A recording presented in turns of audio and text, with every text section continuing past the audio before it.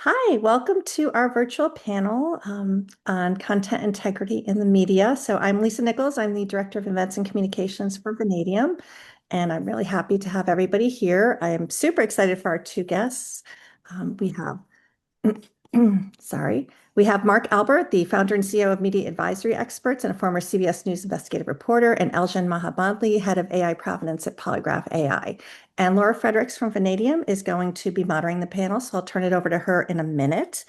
I did want to tell you we share contact information about our two guests at the end of this, and we don't want to inundate your emails, but we are doing a recording of this, so if you'd like the recording, please email me afterwards. I will pop my email address in the chat. You can email me during, let me know, and I'll pop my email address in the chat and just send something to me and I'll get the recording out to you. So thank you so much again. And Laura, I'm going to turn it over to you.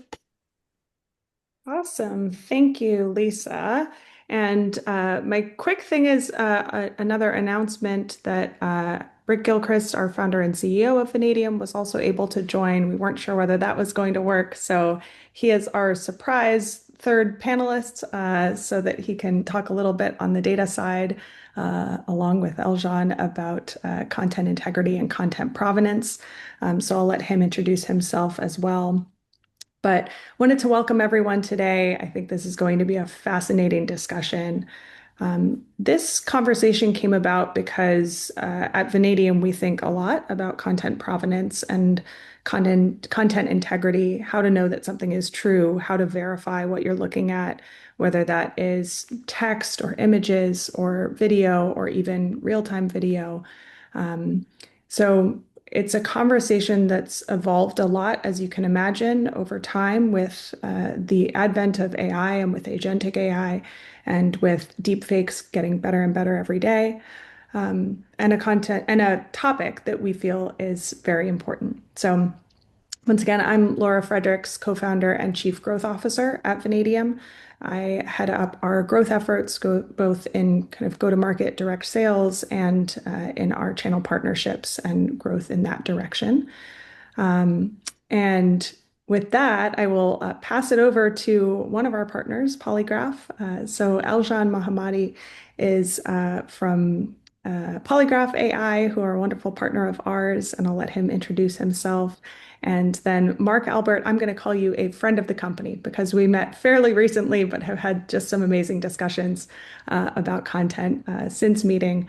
So Eljan, if you want to give a quick intro to yourself, and then Mark, and then I'll let Rick do the honors at the end.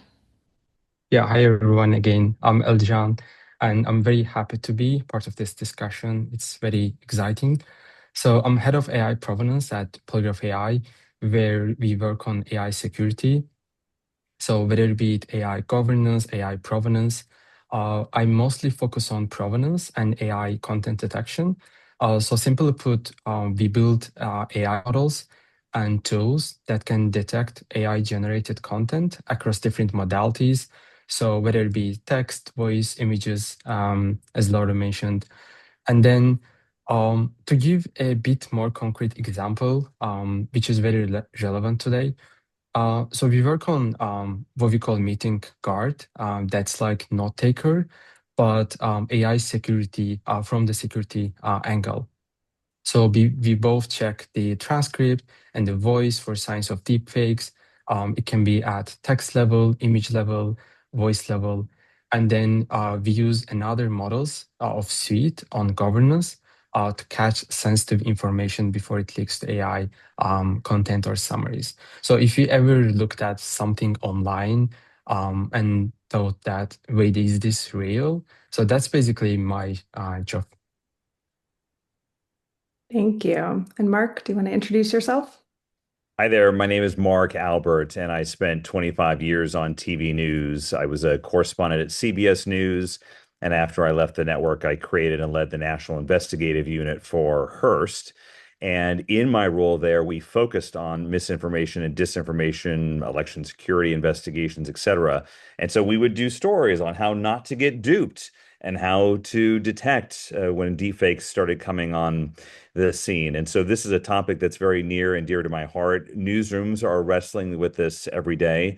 I was in Abu Dhabi earlier this month giving a speech about disinformation and how it is impacting communities and families and undermining what our bonds have traditionally been.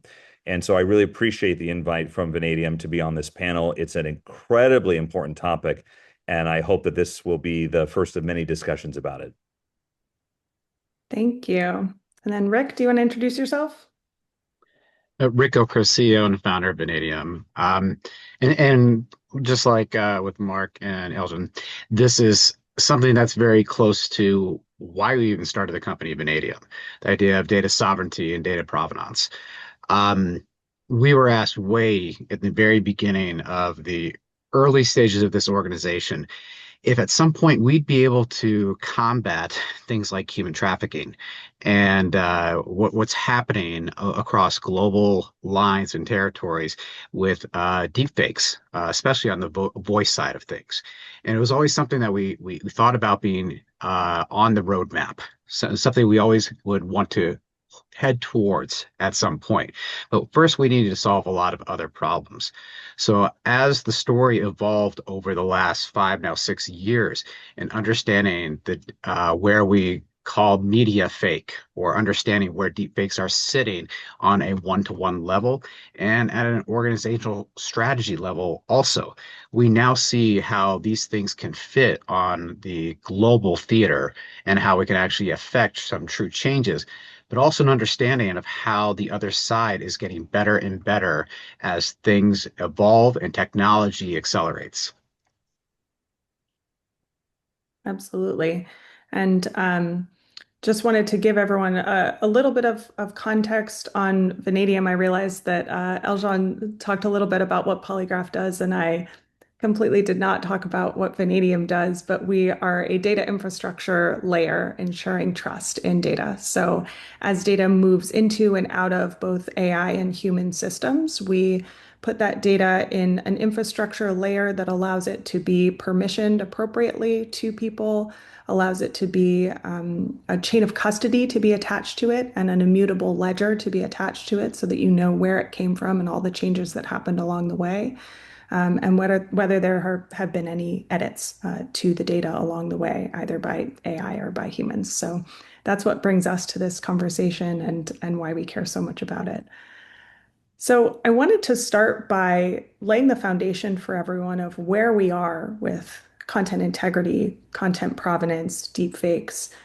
What does the landscape look like from your perspective right now of what are we looking at here? What's the problem that people are seeing, and how do you think about kind of content integrity and truth at a cultural level with everything that's happening? And maybe we'll start at the highest level of big culture and then drill down to tech a little bit more. So maybe we'll start with you, Mark, of kind of, you know, if we're describing the elephant, how do you see your view of it?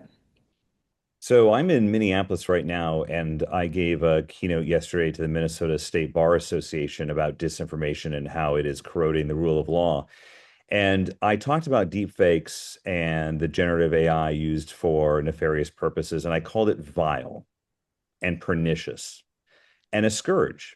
And so if you want to look at the 35,000-foot view, it is pernicious and it is a scourge. It's an epidemic. And it's also an epidemic not just from a technical standpoint, but from an information ecosystem standpoint. As I made the point, there is a great supply of this slop because there's a demand for it. In other words, there's disinformation and deepfakes being used to mislead people because there's a demand.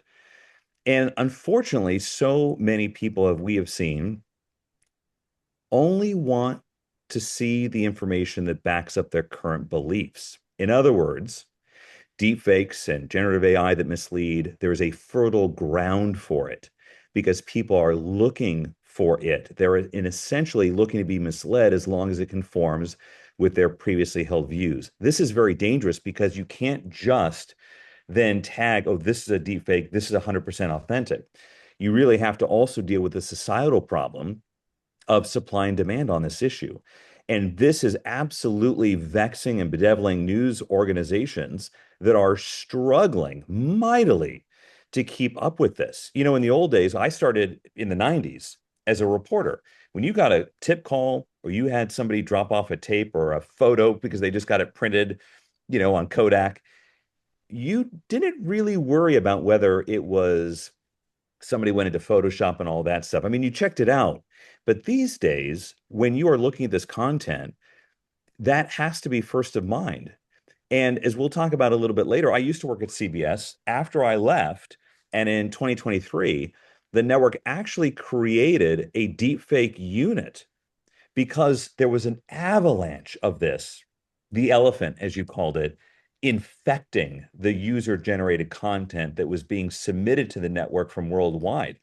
In fact, the president of CBS News at the time said up to 90% of the user-generated content coming into CBS News was either fake, altered, or misleading.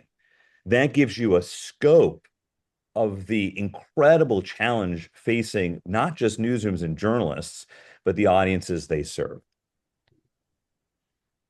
And I'm curious, Eljan, from a technical perspective, whether you've seen that be kind of driven by some of the abilities that people have now to create deep fakes, or whether you see it as the opposite of this kind of demand leading to the deep fake tools being created, and then that leading to, I mean, I'm sure it's both, but how do you kind of see that problem?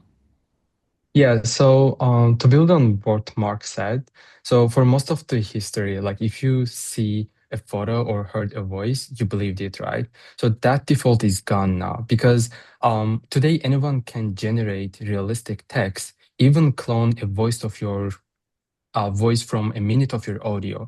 So if you have any voice available, whether it be online or to anyone, it is gone. So they can easily generate very emotional, just like your, accent and everything, the word usage, even that you are doing, and they can match it very easily, and they can do it cheaply and at scale. And I would argue that the latter part is the most scary part because they can do this at scale. So, in order for so in terms of the technology perspective, as you said, it's both. There is demand, but at the same time, technology is evolving. So right now there are models which are speech to text, text to speech models that can zero shot your voice, meaning they don't even need to train on your voice. They can just mimic by referencing to your voice. So the real and big problem, I would say that kind of we have lost the ability to assume that any content is authentic. So it kind of splits us to two questions, which is like, is this fake or can we prove what is real? So it's like two different problems, I think. One of them is detection. At the same time, the other one is provenance. And I work on both sides of that. And I think we need to address both of them from different angles. Yeah, I think that's so important. So when we talk about provenance, that's Yeah. a word that we throw around a lot in the art world, right? Knowing where things came from and all the hands that have touched it along the way. Is that concept the same when we talk about digital content? Maybe you, Alshon, because you Yeah. think about this all the time. Y- Yeah, I think I would argue that that's the case. Yeah. But yeah, it's a whole different story.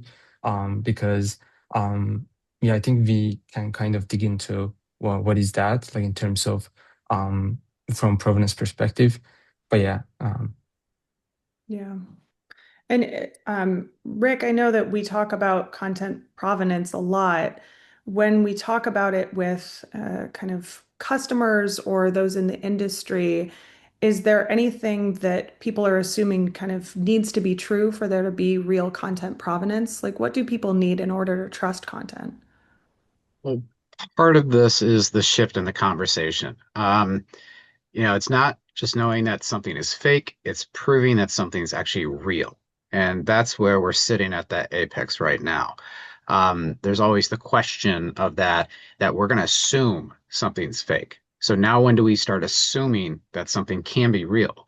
And people want to have that trust but verify within certain cohorts. In others, it's all about the confirmational bias, as Mark mentioned. And that's where you've got this almost schizophrenic nature to, those that are consuming this information across, the globe. But then when you look at the very specific sectors themselves, you're talking about everything from the disinformation, counterintelligence side of things, all the way through what is going out on content on social media platforms and where the conversation starts shifting back to an understanding of how much of the content is real out there versus what's fake. And we're seeing everything becoming so loaded up with AI and AI augmented content that we don't know how much of that is actually real or what's tagged back to a true source. And having those conversations, some enterprise, some governments are focusing on what can I prove as part of that content that I'm taking, or that file, or that telemetry, or that satellite footage is actually real, grounded in GPS coordinates, grounded in who shot the video, where it was done, what time, all of those. And those start giving us breadcrumbs that give us something that's more closely attuned to a forensically viable audit trail to say, yes, this is what's real. We can assume the rest is already fake. Yeah, so it sounds like grading those sources becomes part of the solution and understanding sources. Mark, I'm sure that you have put trust in certain sources and have been grading human sources for a long time. Is that, from your perspective, how we do get to trust? Like, how do we get there? There's an old saying in journalism, if your mother says she loves you, check it out. And so some of these concepts are pretty well known. Just the tools that are being used to deceive us are evolving and at great scale. And so to Rick's point, absolutely, right? So when a journalist gets information, whether it's documents, whether it's a tip or something, of course you have to assume until you know otherwise that this could be trying to mislead you. I think that what is different now is the scale, the scope, and the broad-based accessibility of these tools to the public. Before, if you want to do a really elaborate fake, you would need to have quite a lot of resources, whether you're finding the type font from 1963 and adjusting that on a document and then making a wet seal, like, doing all these things to try to forge a document. Now, those tools are sadly at everyone's fingertips and exposure. I mean, there was just a deal on a particular tool the other day that essentially made it free. And I was like, why are we just giving this stuff away? And I'm not saying to gatekeep, but I'm also saying that it makes it really challenging for the journalist and, quite frankly, any discerning citizen to do what Rick just said, which is when you see information, assume that it's false until you can prove that it's real. I remember a course that not even a course, a class, a day that we did in the library in sixth grade about research and how to check sources and how to make sure that things were true. It was a very simple hour-long thing. And I can't even imagine it for kids that are going through this now, for college students that are trying to write, and then for the rest of us that are trying to create anything trusted, because we obviously have to create it based on trusted sources. Yeah, and Laura, tell me which one's easier. The Pope comes out and says he's a Dodgers fan, even though we all know he grew up as a White Sox fan. When you see the video in your social media feed and you're a Dodgers fan, I grew up in LA, what's easier? Forwarding it, saying, look, the Pope says he's a Dodger fan, or finding out, oh my gosh, is this AI? Where's my tool? How do I detect this? Let me look at the metadata. Which one's easier? It's to spread it. Yeah. And I mean, I do think that the changeover that we've had from news being just information to being entertainment as well, and moving along that spectrum has had to have had at least an interesting effect on all of this. It, and if I may add, interestingly enough, so I get to live stream today from the Fuse Accelerator here in Bentonville, Arkansas. We're talking about supply chain here, supply chain around data and the governance around where data is coming from and verification. And a lot of people around here like to say trust but verify instead of everything's, not until it is. So it's a unique perspective. But what they're looking for at a governmental level, especially at a defense level, is this like proof and stamp on everything that says this is real versus what do I need to detect everything that's not. So start off with the easiest thing we can consume. This is verified data. It's got this hash on it that proves it. It's logged somewhere. There's an audit record here. And in this case, most of these organizations are using these quote unquote immutable S3s. There's a whole nother problem with that. We can get to it in another webinar, I'm sure.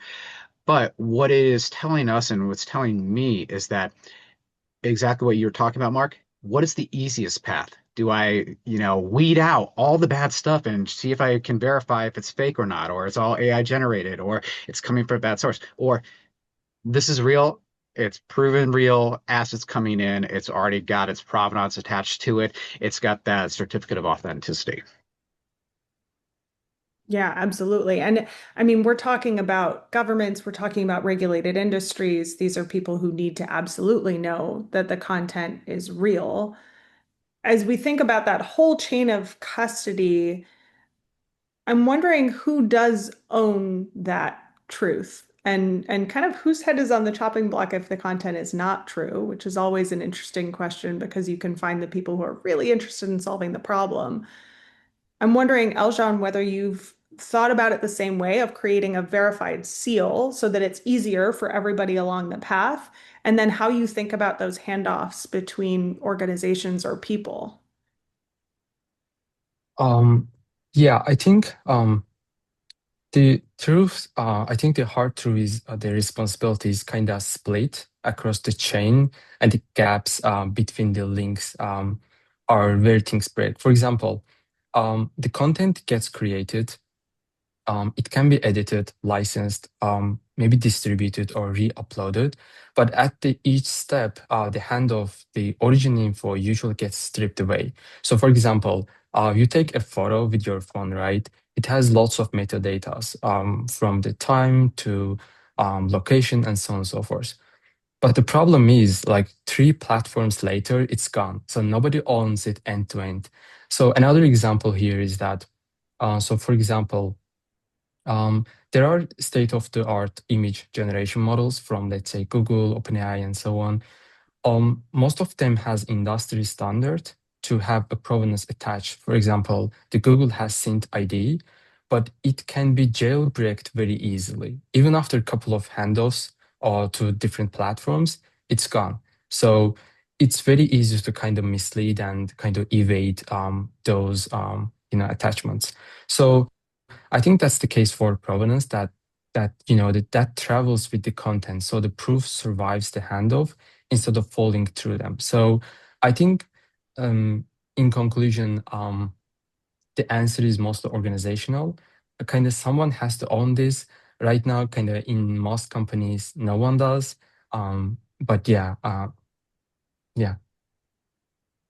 And it sounds like you're maybe referring to the kind of very large effort by some of the tech giants to create the C2PA standard in Yeah, that's content also the case. provenance. And it, Yeah. it seems like that's being embedded in hardware now and some of the larger software providers. But as you said, it kind of breaks down as soon as you make edits or strip the content of that C2PA verification. It seems like Even it kind of tools that goes can, away. yeah. Oh, Yeah, there are even tools that you can kind of use to remove those provenance very easily. And I know Rick and I have had this conversation about what if you do need to remove something, like if you need to remove the location of a journalist for their safety, but still prove the rest. How does that work? Do you have Yeah. thoughts on that, Rick or well, Eljan? I was actually I wanted to hear what Elgin's gonna say because I Yeah. have an idea, but I would love to follow that. Yeah, on that one, we actually did kind of research at Polygraph. that was actually one of the interesting projects that we tried to accomplish. But that comes also with problems of, false positives and false negatives. Because when you kind of strip away some of the information, you're not able to verify the rest of it. For example, we approached with it's a bit technical term, but with embedding-based solution, where we try to embed different signals or metadata from a specific content to AI model, and then try to simulate what happens. And whenever you want to do permutation around those tags and metadatas. But in the end, we concluded that at least that approach was limited, and we were not able to do it. That's why I think it's kind of open research. But yeah, I would also like to hear what Rick has on this.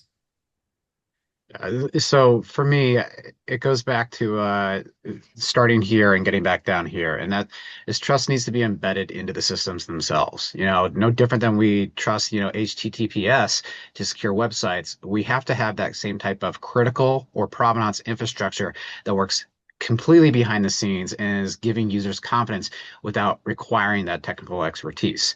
And while you can strip pieces of data out of those files, if we were to structure that data as if each one of those data points is in its own block, and that maintains its integrity. And if we put in there some form of standardization that this file can still be verified with X amount of data integrity points while stripping out, like, say, personally identifiable information or a specific location for that one reporter. Now you've got a data schema that has not been interrupted, that if it is interacted with, or it's tried to be pen tested against it, or some form of manipulation, you have a secondary audit trail and against that file too. So if we all agree that these are the number of data points, and we can now separate and be able to draw those data points together in one schema, but keep them in blockchain, or DLT in this case, then you have a forensically viable path to verify that data downstream. But it requires us to actually have a true infrastructure that's going between different systems. That's going to be the key aspect. And we are pretty far away from that right now, but it's something that we can do the same way the banking system built itself over 30 years for all of those different systems to talk to each other and verify and understand that these are established rails in which we can transmit data and move validated liquidity across those systems globally. We can do the same thing with data. I'm curious, Mark, from your perspective with being in the industry for so long, where you see kind of the headwinds versus the tailwinds for adopting technology to solve this problem. Do you think that the industry is ready to start adopting? Do you think that the problem is big enough at this point? So just in full transparency, I retired from journalism, so I'm no longer an active journalist, but of course I speak on it, and I have a company, we're media consultants now and all that, so I'm intimately involved in this area. And for as long as I was in journalism, so a quarter century, we're pretty slow on the technology front. Like, I was still shooting on 3/4 inch gear, which is you have a camera on one shoulder and a deck on the other shoulder with a tape reel with 3/4 inch tape into past the turn of the century. And so, we're not known for our technological innovation sometimes. And it would, however, I believe, be a huge benefit, not just to journalists, but the audiences that they serve, if there was, almost to Rick's point, you have a health label. I mean, 40 countries have a health label. When you pick up a carton of milk or meat, right here are the ingredients and all this. Like, if we had an information label, voluntary, 100% authentic, 50% generative AI, 100% generative AI, whatever, would help things. But we have to keep in mind, even with the advent of all these tools and technology and what's being worked on now, you could still have cases, for example, like in the 2020 election, where one political party weaponized legitimate accurate video of a security camera showing ballots in a box being taken from under a table and on top. That was weaponized. The video was true, and had there been authenticity label, that would have been marked as 100% accurate. It actually shows what happened, but it is the disinformation around the authentic video and the story it tells that was misleading and ultimately led to some pretty bad things. So even with this advent of technology, there's still the concurrent responsibility that the story that authentic content tells is accurately represented. Doesn't sound like it's fully a technology problem then. Well, this is a great point Mark brings up, and you've got the negative and the positive side for a source and origin of a piece of information like that. Um, and the thing is that the challenge isn't like better deep fakes, whether that was a real video or not. It's the volume too, and all the subsequent actions that happen after that first piece of media is released. And the future systems, they won't be overwhelmed by that single deep fake or that single truth in that. They'll be overwhelmed by the millions of synthetic assets that are moving across and against that. And we're talking about moving these through global information systems. So the biggest problem at that point is scalability and being able to attack all of those different systems that go back to the original file that said, is it real or is it fake? So you've got the misinformation, disinformation side of that and the validation side. And if you have everybody working against it, there's where your biggest problem is going to be.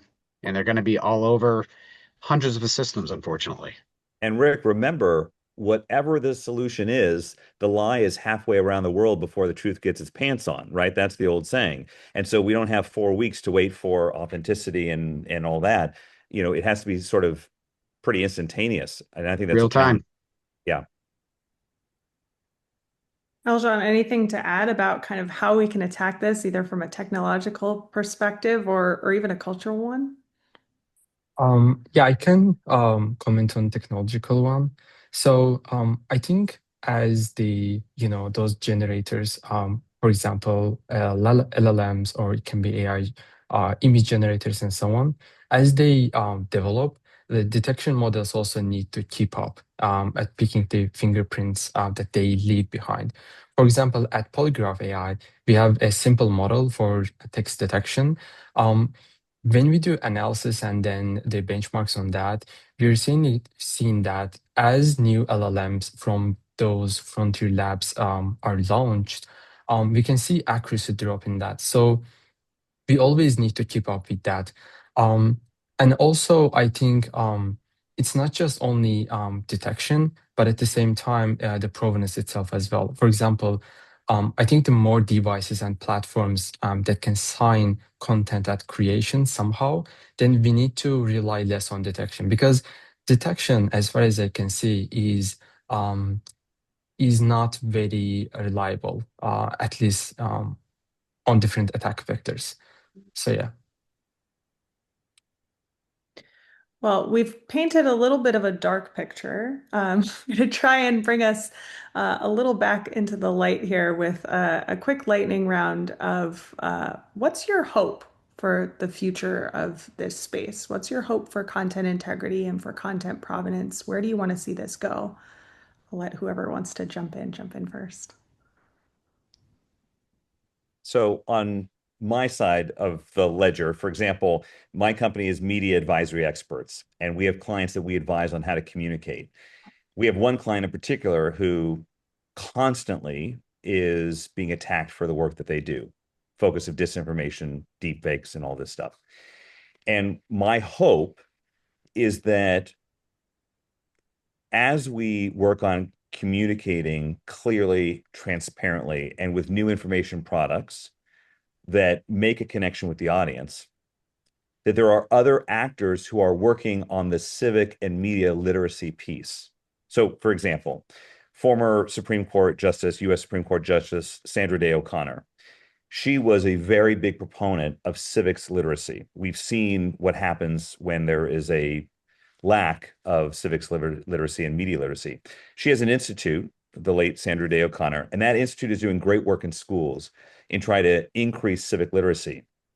We need an information literacy campaign, a provenance literacy campaign, a deepfakes literacy campaign, right? And it can't just be on the news media. There has to be an acknowledgement, a buy-in from tech companies and private industry and public agencies and all this, that information literacy, that being discerning, that using critical thinking is not a lost art. It's an essential component to navigating today's information ecosystem.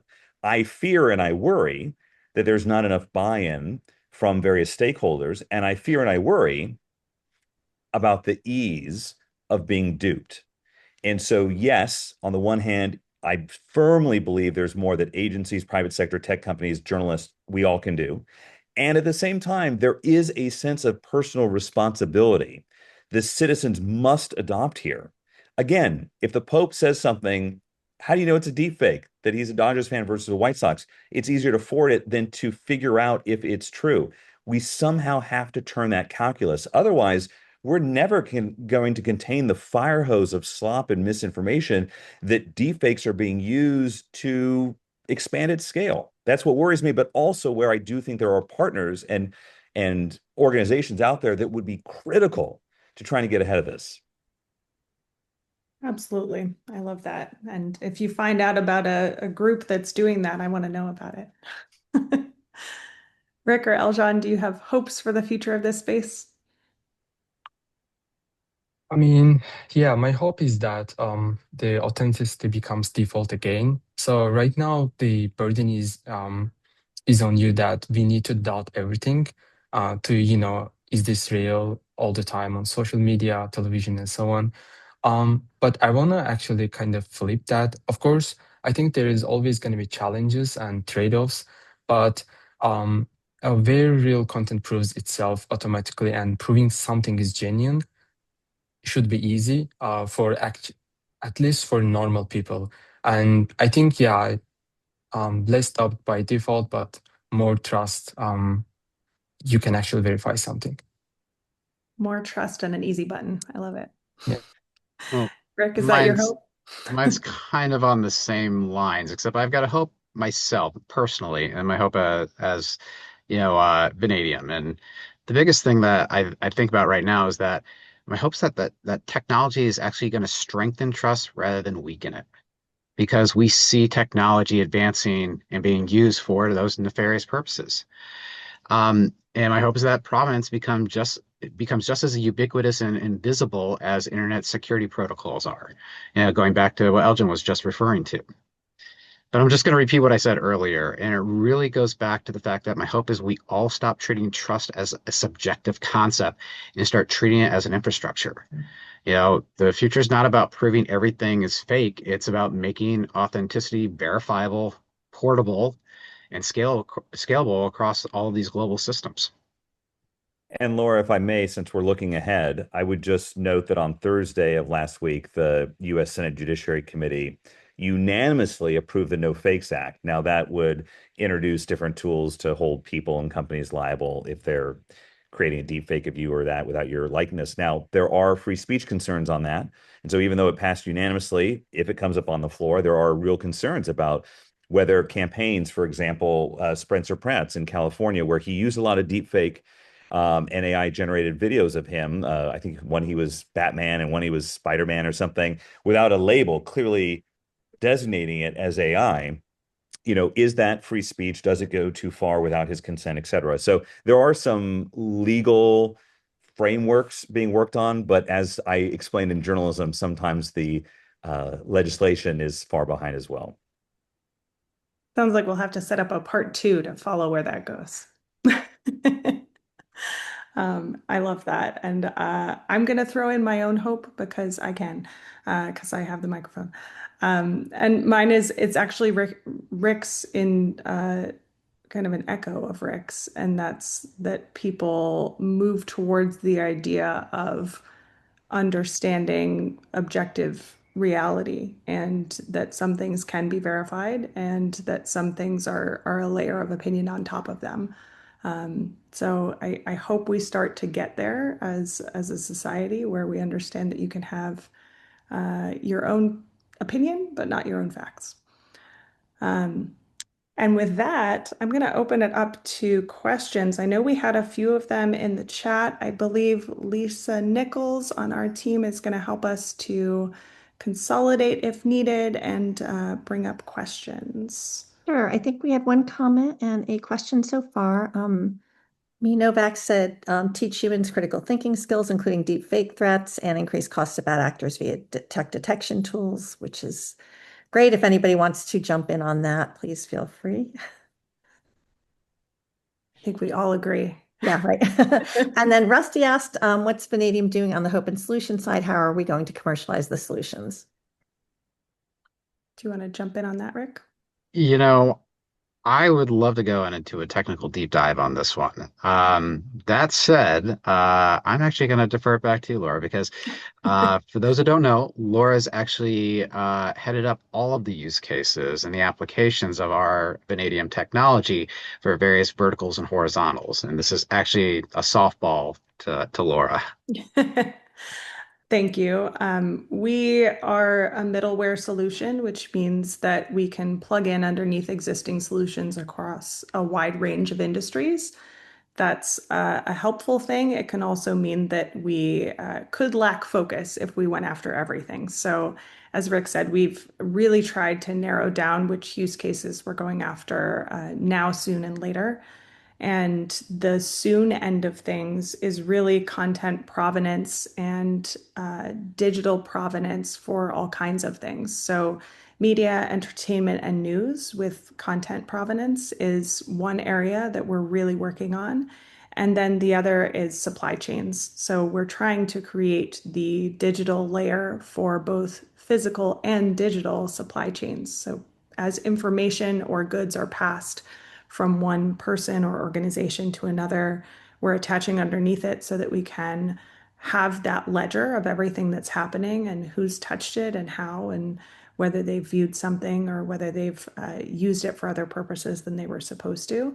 And that is something that we do for supply chain companies and for supply chain software companies, for the government. And then on this content provenance side that we've been focusing on today, we can do that in live streaming media, in news and entertainment.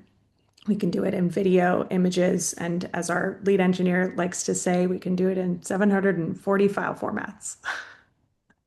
Oh, I'm going to add just a little bit to that because I forwarded this webinar today to a couple key people in news and media, and one picked up the phone immediately and called me and said, "I've been waiting for something like this. I wish I'd had more advance notice to be part of this, and I would have loved to actually been a key contributor."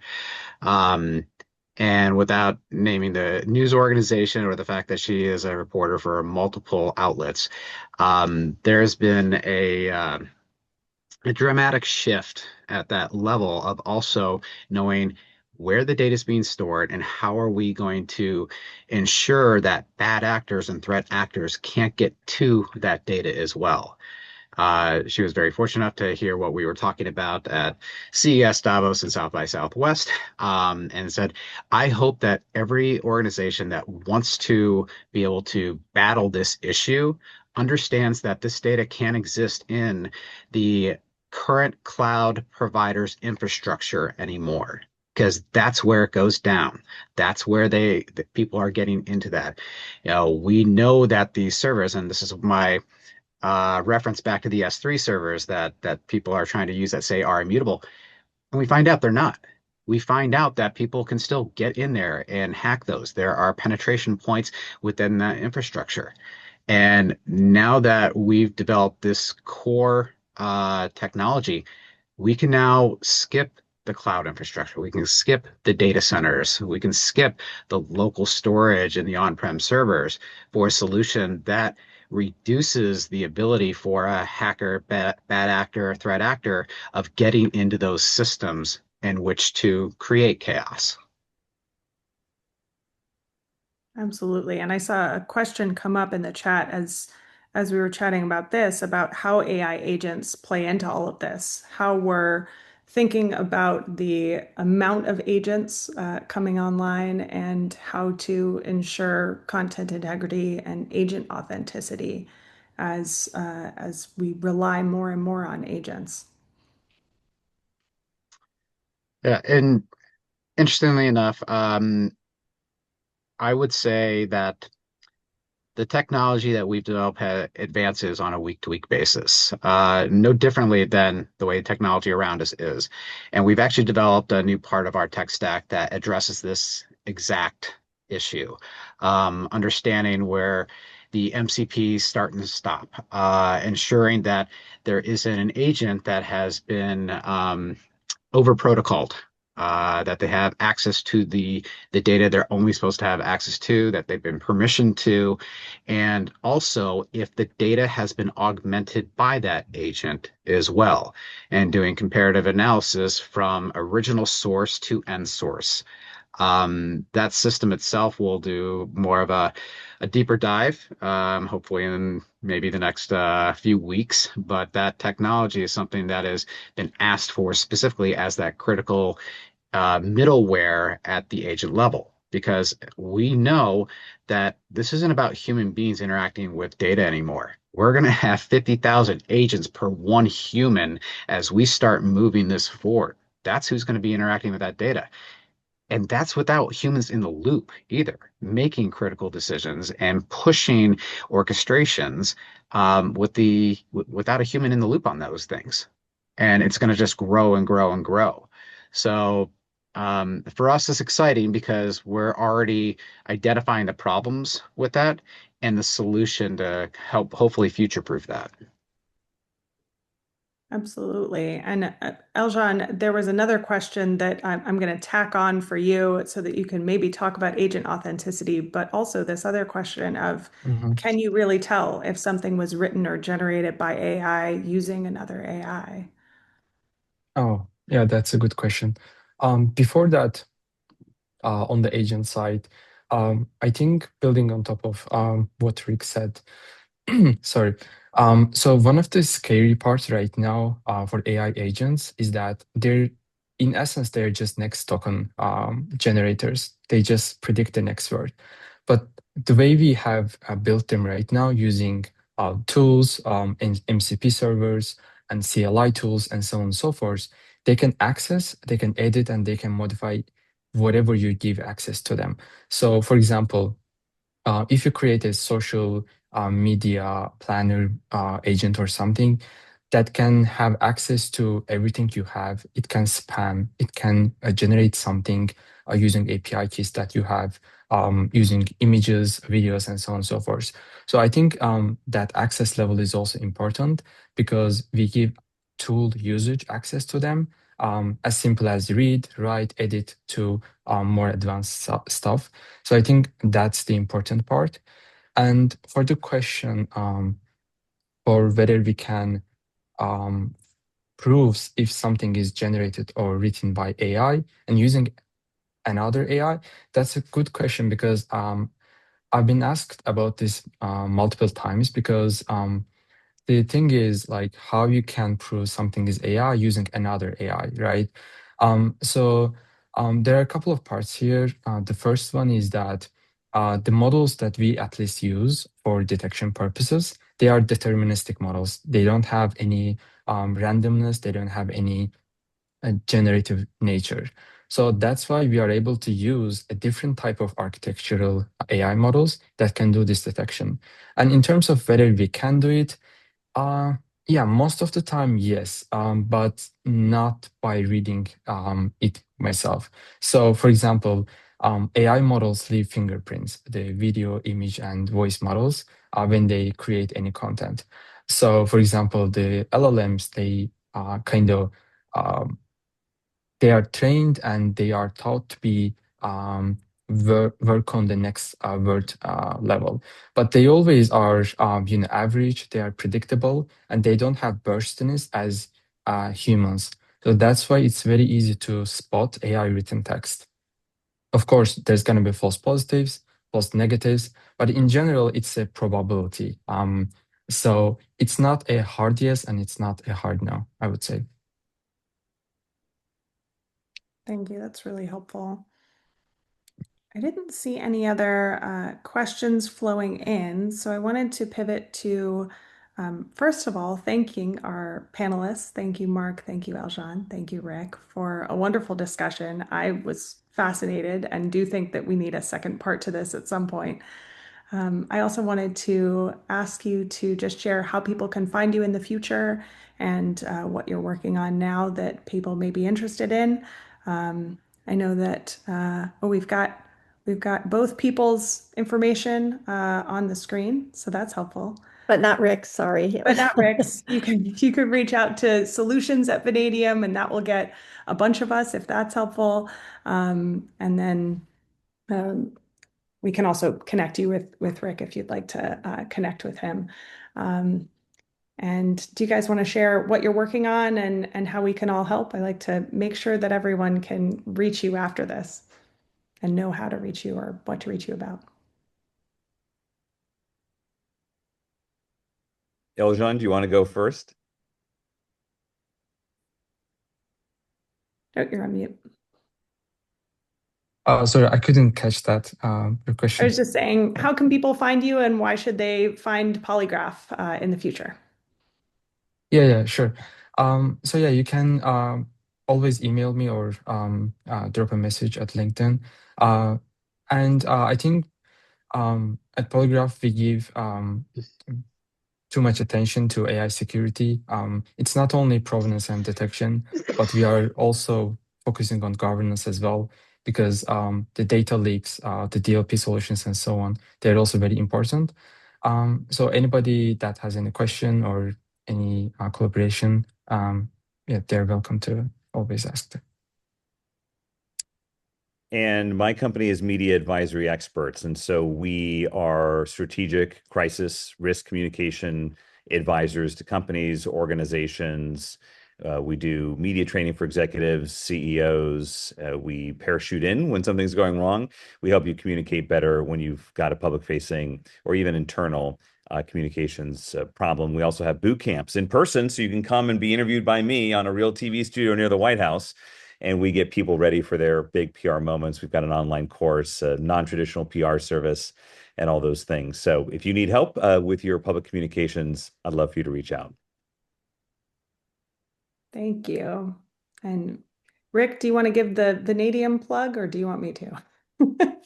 Yeah, I feel like I've been plugging Vannadium all day. But I will say that, where we're looking at right now is opportunities where obviously data is key in the management and growth of a business. Understanding where you're trying to, at the very baseline, battle things like ransomware, understanding and needing forensic chain of custody, audit trails, and also durability within your data infrastructure, especially as you're adding AI into your daily activities. We would love to be able to help you and assist you and ensure that this hits capital expenditures and operational expenses immediately. So you can reach out to Laura, myself, and the team if you want any more information. Mark, I'll definitely be reaching out to you. We'd love to have you, Rick. Awesome. Thank you, everyone.